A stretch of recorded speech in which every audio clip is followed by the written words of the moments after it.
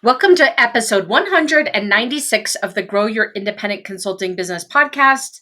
This is Melisa Lieberman, and today we're here to talk about a common thread I'm seeing with consultants lately, which is that we are making a common sales mistake. So many of us are making a common sales mistake, and I want to point out to you what it is in case you're making the same mistake so that you can avoid it.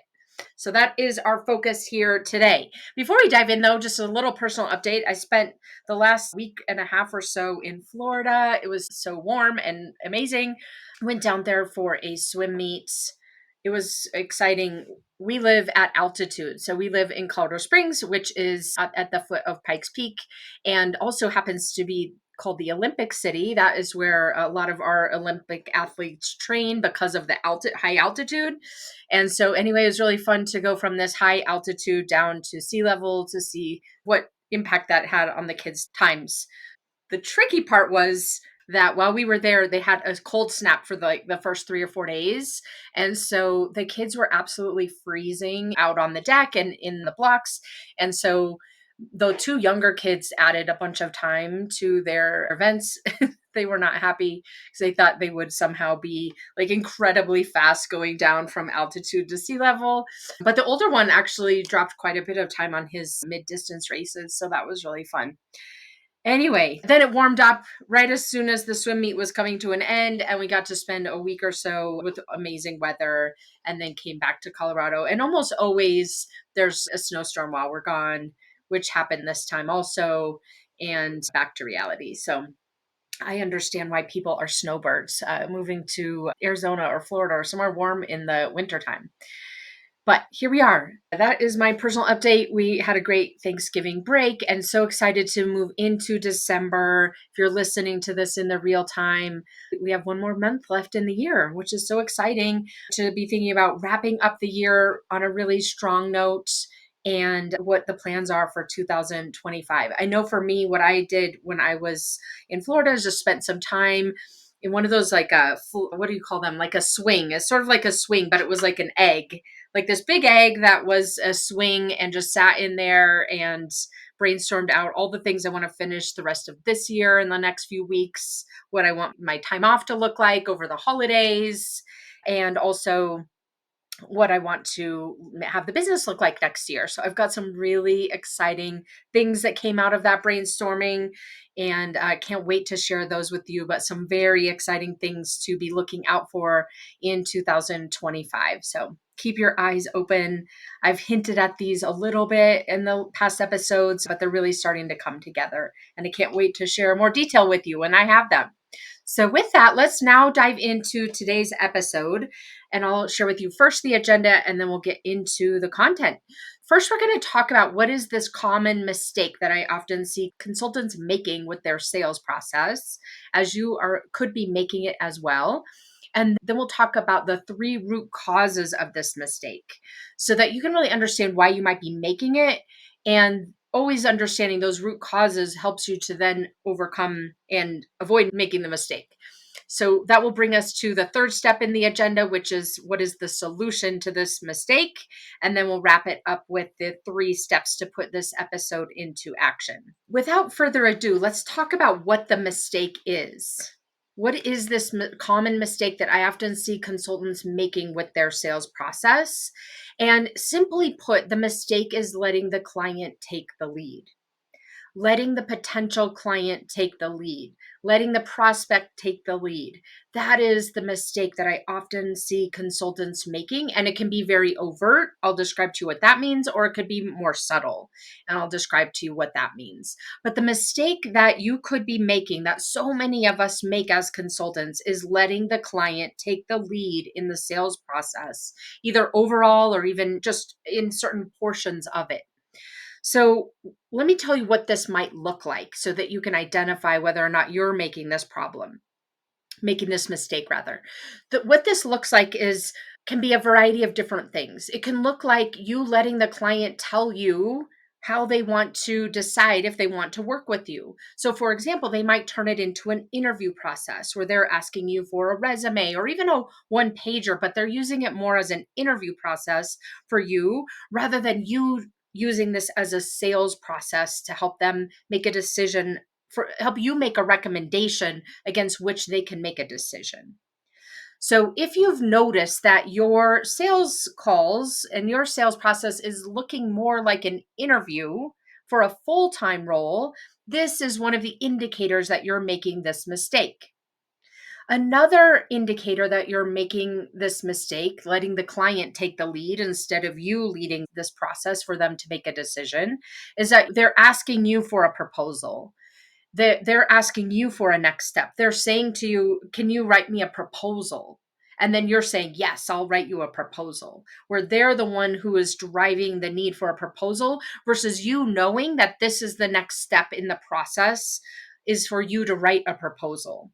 And we'll talk more about what that looks like here in a minute. But if you're noticing that a lot of times your potential clients are asking you for a proposal, and then you're replying to that or responding to that or figuring out how to make that work, then that's another example of how you're letting the client take the lead in your sales process. And as a result, likely being not as effective as you could be in your sales process overall. So, those are a couple of the examples of letting the client take the lead, where you might be letting them treat this as a sales or as a interview process, or you might be responding to their requests as you go rather than you helping them to see what the next step is. But let's talk about the impacts of this mistake, letting the client take the lead. When you're letting the client take the lead, either overall of how they're going to decide whether or not to work with you, or in a kind of a micro level at the steps in the process where perhaps they're asking you for something and you just respond versus really looking and to see, oh, actually, we're not ready for a proposal yet. Let me tell you what the next step is. The impacts of you letting the client take the lead is that you're losing your positioning as the expert. They're seeing you as someone that they're considering hiring as if they were looking for a contractor, for example, instead of a consultant who is an expert. And as a result, your pricing power goes down. And likely the decision making process gets extended because the potential buyer of your consulting services is asking you for things and asking you to provide things that you're not quite ready for and they don't realize they're not ready for. And so then you end up adding more cycles to the process than are necessary. So those are the impacts of you letting the client take the lead in your consulting sales process, which means that it's not a benefit to you and it's not a benefit to the client for you to take that second seat in the process and not drive the process to a more valuable conclusion. So that is the common problem that so many consultants face with their consulting sales process. And I really want you to recognize and think about for yourself and your own business how you might be taking a more reactive approach to your sales process and letting the client take the lead where you have so much more opportunity to show up as a leader and as a consultant who's driving them to a recommendation and a decision. So let's talk about the root causes. Why might you be making this mistake? Why might you be letting the client take the lead, either overall or even just kind of at certain steps in the process, such as when they're asking for a proposal? What are the root causes? I'll tell you what the three root causes that I most commonly see are so that you can really diagnose whether you might be making these mistakes and why. And then also, and then we'll dive into each one of them individually. So, the three root causes that I commonly see that lead to this mistake of letting the client take the lead when it comes to your sales process is number one, you're deferring to the client. You think the client knows what they're doing. You think the client knows what they're doing when they're hiring you or engaging you as a consultant, or you might even be thinking that they know better, that they know how better in their organization about how to engage you. So you're deferring to them. That's the first root cause. The second root cause is that you have an ill-defined sales process. You might be lacking a well-defined sales process. And so the result is that you end up deferring or letting the client take the lead. And then the third root cause of you letting the client take the lead in your sales process is what I call consultants amnesia. This is where you're not applying your consulting skills to the sales process. And we'll talk more about what that means here in a minute. So, those are the three root causes of why you might be making this mistake in your consulting sales process by letting the client take the lead. Again, it might be overall you're letting them take the lead where you're being very reactive. Maybe they posted a consulting role or contractor role on LinkedIn or through a recruiter. Maybe you're, in the beginning stages of your consulting business and you are responding to consulting or contractor roles that have been posted. And so therefore you're taking a more of a reactive approach to the process because you would assume if they've posted this type of a role, they would have a way that they want to engage you as a consultant. Or perhaps you're in a situation where you have uncovered a role. Maybe a referral came to you, or a past client came to you, or someone introduced you to a potential client. You created the lead, and then you're working with this potential client to better understand what it is that they need. And you end up in a situation where the client starts taking over your process and asking you for things that you're not ready for yet because they don't understand what it's like most of the time to engage a consultant, an expert like you. And so they just start making things up and you respond to them and you end up losing control of your sales process. We don't want that to happen. So let's talk about the first root cause that I commonly see where you're letting the potential client take the lead in your sales process. And that is you deferring to them because you think they know better or they know what they're doing to engage you.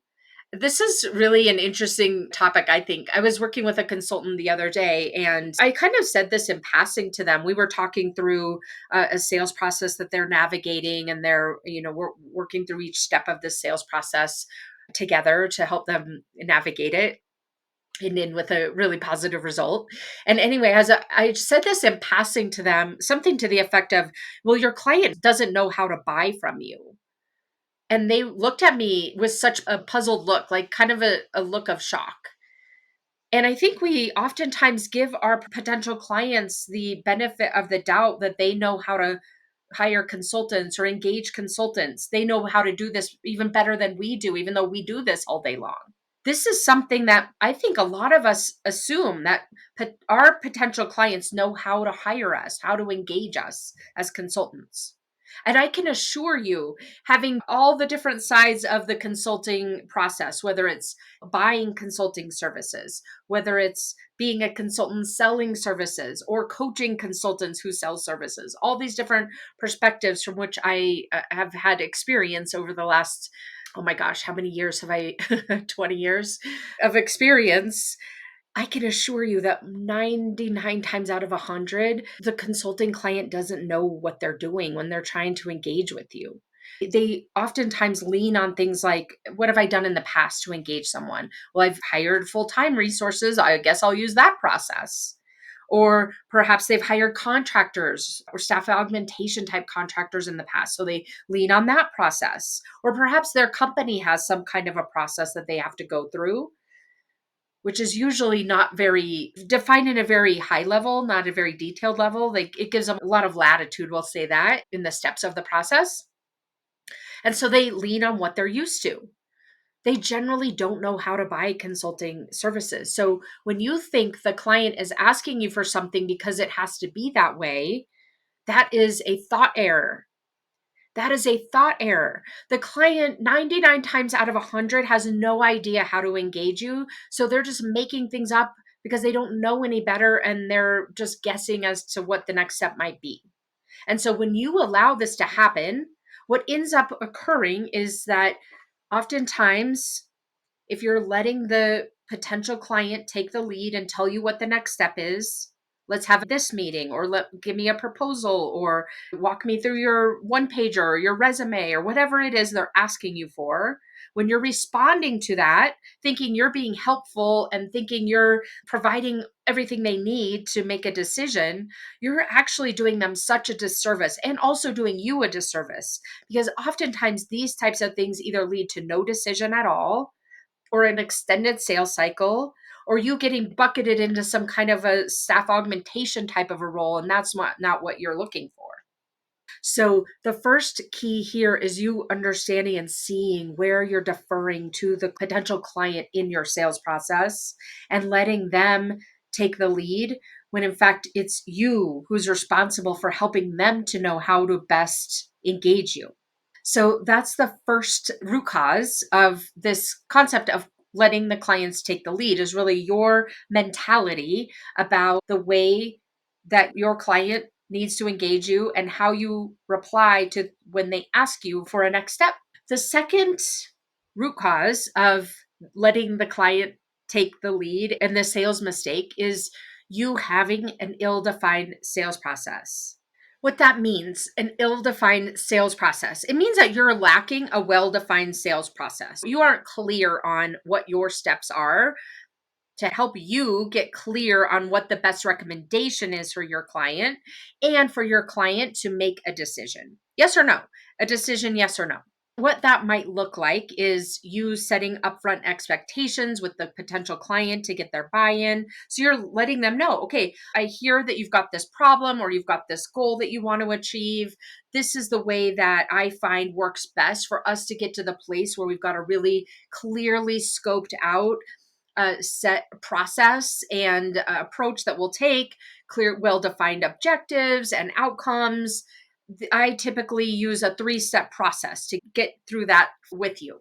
Something like that, where you're setting up really clear upfront expectations for them to understand how you're going to lead them through a process that gets to a really clear recommendation, a really clear set of solutions and options for them, for you to show them that you know what you're doing, not for you to be reactive to what it is they're asking you for. You want to be in this well defined sales process that you could be lacking. You want to know what your qualification criteria is. You want to know what needs to be clear before you move to a proposal. We'll put a link in the show notes to the episode on premature proposals. That's what we're talking about here. We're talking about the root cause of when you're not really clear about what your sales process looks like. What are the questions you need to be asking? What are the pieces of information that you need in order to write a proposal? What is it that the client needs to provide you in terms of stakeholder engagement and stakeholder buy in beyond just the main decision maker? What is it that you need to know in order to get to the place where you've got a well crafted, thoroughly designed proposal to put in front of them and a clear process for them to make a decision as to whether or not to move forward? When you're lacking that type of a sales process, it can be so easy then to fall back into letting the client take the lead. And that's the mistake we're wanting to avoid. So if you're missing that well defined sales process, of course, it would be so much easier for you to fall into the trap of letting the client take the lead in your sales process. And then as a result, get to the place where your sales cycle is taking longer, where your rates and pricing have been negotiated to a place that's well below the floor that you've established. And then you've got kind of this credibility hole that you've got to start filling in when you start the engagement, where the client is not as clear about your ability to take a process and implement it successfully because you haven't demonstrated your full capabilities in the course of the sales process. So you've missed that opportunity. The third root cause of you letting the client take the lead is what I said to you earlier. I call it consultant's amnesia. The third root cause is that consultant's amnesia. Somehow we get into this position as consultants where we forget about our consulting skills and we think we're in a sales mode. So it's almost as if we take these 2 steps in a process and we think, okay, as soon as the client decides they want to work with me and they sign a contract, then I can move into consultant mode where I know what I'm doing. I have permission from the client to do this work because they've signed a contract, where I have more ability to act as I normally would as a consultant, asking really good questions, put when the client says they want something, redirecting them and saying, you know what, I heard that you wanted this thing, but this isn't going to lead to the result that you're looking for. I recommend you do this other thing. And you providing those types of recommendations, pushing back when they ask you for something that you know isn't in their benefit or won't get them to the place where they want to be. When you're a consultant, when you have an engagement in place, you're doing these things, right? That's what you're doing as a consultant, asking really good questions, giving them alternative recommendations, helping them to see that what they've put in place isn't going to get them where they want to go as quickly as they want to get there. How they can do it more efficiently, more effectively. That's what you do as a consultant. But somehow we get it in our mind that when we're selling, that's techniques aren't allowed, that we are in sales mode and we aren't yet able to be a consultant. The root cause here of you letting the client take the lead is this idea of consultant's amnesia, where you're not applying your consulting skills to the sales process. The root cause of you letting the client take the lead is you thinking that you somehow need to have your salesperson hat on and not have your consultant's hat on. The more you can wear your consultant's hat during the sales process and after the sales process, throughout the process of a client deciding to engage with you and engaging with you, the more effective you'll be at managing a sales process, leading a sales process, coming across as a peer in your consulting sales process, and making the consulting sales process valuable for both you and for the potential client. It's valuable for you because you're uncovering a greater understanding of what the client is looking for and why they're looking for it and how they think about the value of what they're looking for, and helping them to see their blind spots and helping them to see that you're asking these questions because you know what it is you're talking about.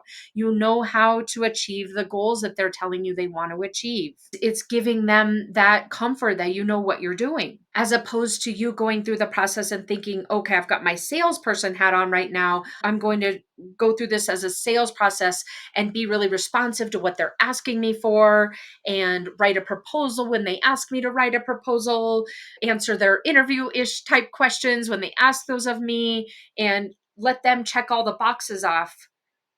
That's such a reactive approach and more of a sales minded approach than a consultants minded approach. And the good news is you are a consultant, you have this skill set, you have the ability to do this. It's just that you've got to move it up in the cycle further into the sales cycle and not wait until the contract is signed. So those are the three root causes of you letting the client lead the sales process, and that mistake that so many consultants make that you are likely falling into in some form or fashion. So now that you know what this mistake is, letting the client take the lead and knowing what the root causes of it are, you deferring to the client because you think you should for some reason, as a salesperson, you not having a well-defined sales process that you help the client to understand how to decide whether or not to engage you. And then thirdly, you not leveraging your consulting skills from the very beginning of the relationship versus waiting until the contract is signed. Those three root causes we want to put in a solution that addresses those root causes and allows you to start taking a peer-to-peer approach to your sales process instead of letting the client take the lead and you being the reactive, responsive one, trying to get them all the information that they need in order to make a decision. We're wanting you to put a process in place here that allows you to come across as a peer to your potential client, as an expert that they're looking for to help them solve the problems that they are facing, to achieve the goals and objectives that they're wanting to accomplish in order to ultimately help them move their own business unit further faster. So, the solution, as you might guess, entails addressing those root causes. The first is you looking at your mindset. You might not be surprised to hear me say that. I say that to you almost every week. The first step here is looking at your mindset. Why are you thinking about yourself as a subordinate to the buyer and therefore responding as an employee does? When an employee or a potential full-time employee, for example, is asked something of an interviewer, they typically are providing it. You want to be shifting your mindset from that type of subordinate or interviewee into a peer to your consulting. You are an expert. You are a peer to your potential consulting client. and start thinking about yourself in that way. What do you need to think about yourself to turn yourself into that peer in your own mind so that you show up that way and you're not deferring? When they ask you for a proposal, for example, you're saying, I hear that you're asking me for a proposal. What I find is that we're not at this stage quite yet to get to the place where I can give you a really valuable set of recommendations. I have several other questions that I need to get answered, or I need to talk to these types of people on your team to round out my knowledge so that I can give you the most valuable set of recommendations possible. So bear with me. Let's have one more call where we can address these things, and then we should be at the place where I can give you a proposal.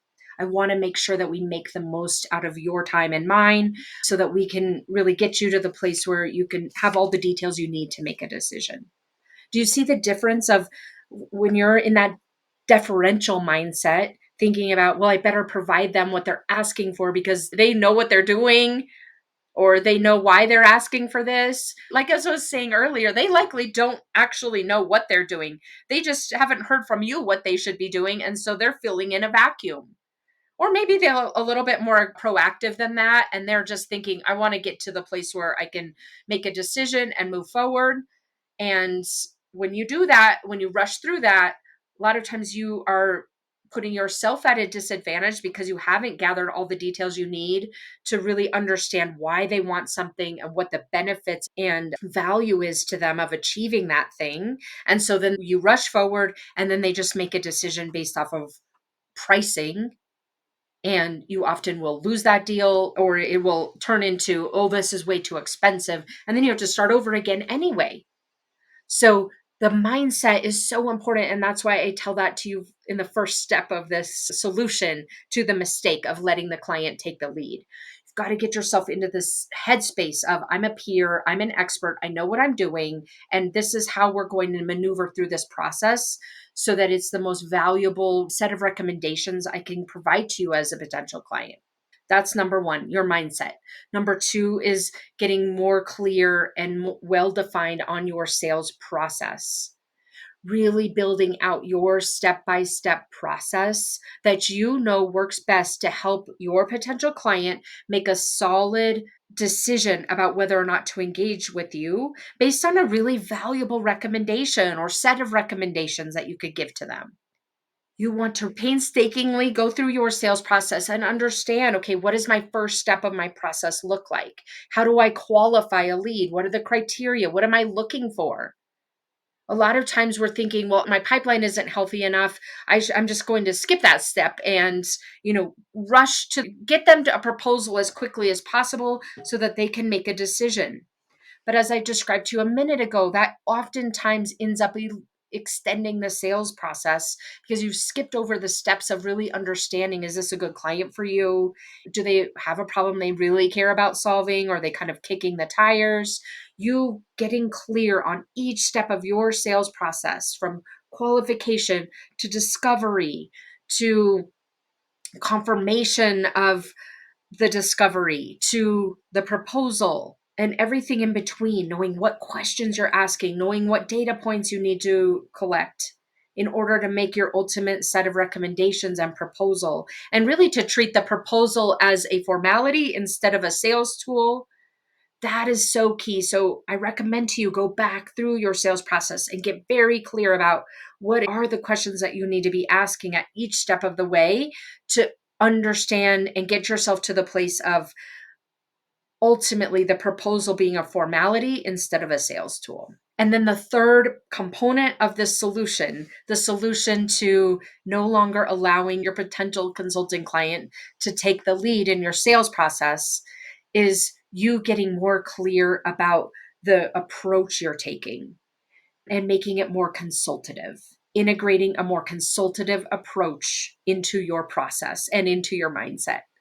All three of these go hand in hand: your consultative mindset, your well defined sales process, and ultimately your consultative approach.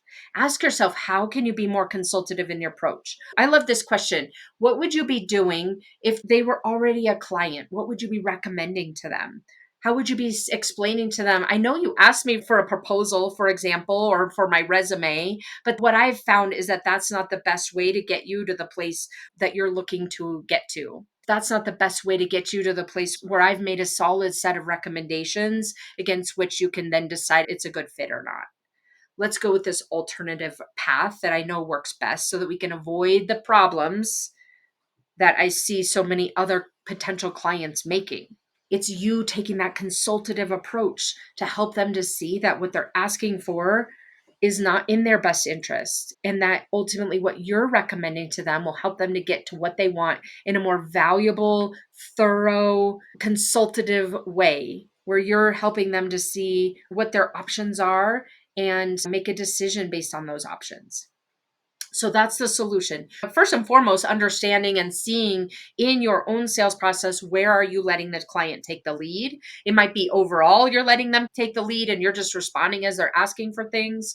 Or it might be more subtle than that, where you're deferring and skipping over qualifying them, for example, or you're giving them a proposal when they ask for it and you're not clear on what it is that you need to know in order to get to that proposal. Or maybe you're not acting as you would as a consultant and you're thinking you're a salesperson. And as a result, the way that you're approaching the sales process is slightly different and clouded.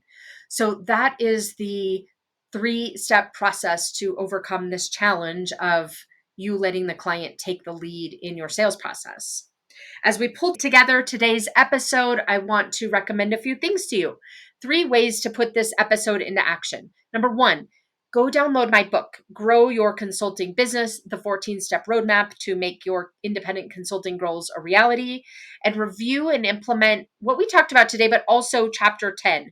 Chapter 10 is all about sales and how to overcome that concern about being salesy and ultimately love how the sales process as much as you love the consulting process. I can assure you, as someone who was previously called sales repellent in my corporate days, I hated the sales process so much, and supporting sales process as a subject matter expert when I was in corporate, and coming to the place where I actually love sales. I love talking to consultants all day long and hearing what their challenges are and figuring out how I might solve them. It is possible for you too. So go download the book.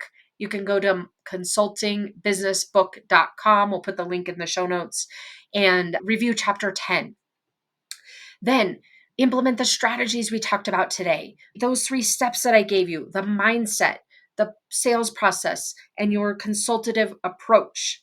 And then finally, reach out if you want help with this. It can be so easy to see this for other people and so difficult to figure out where you might be getting in your own way. And that's where I can help.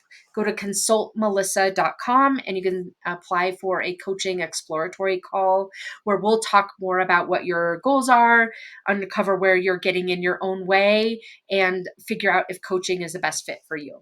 All right. Thanks for tuning in, and I will see you again next week. Take care. Thanks for joining me this week on the Grow Your Independent Consulting Business podcast. If you liked today's episode, I have 3 quick next steps for you. First, click subscribe on Apple Podcasts or wherever you listen to make sure you don't miss future episodes. Next, leave me a review in your podcast app so other independent consultants can find and benefit too. And finally, to put the ideas from today's episode into action, head over to melissalieberman.com for the show notes and more resources to help you grow your consulting practice from your first few projects into a full-fledged business. See you next week.